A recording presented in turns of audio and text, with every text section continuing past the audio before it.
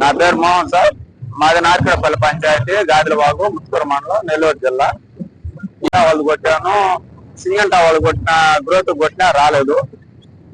ఇది nano DSP ఇది కొట్టిన తర్వాత బాగా గ్రోత్ వచ్చింది. ఇప్పటికే నలుపు తగ్గలేదు. చెట్టు పాలిపోతున్నా, కావాలనే పైరు చూడండి మీరు.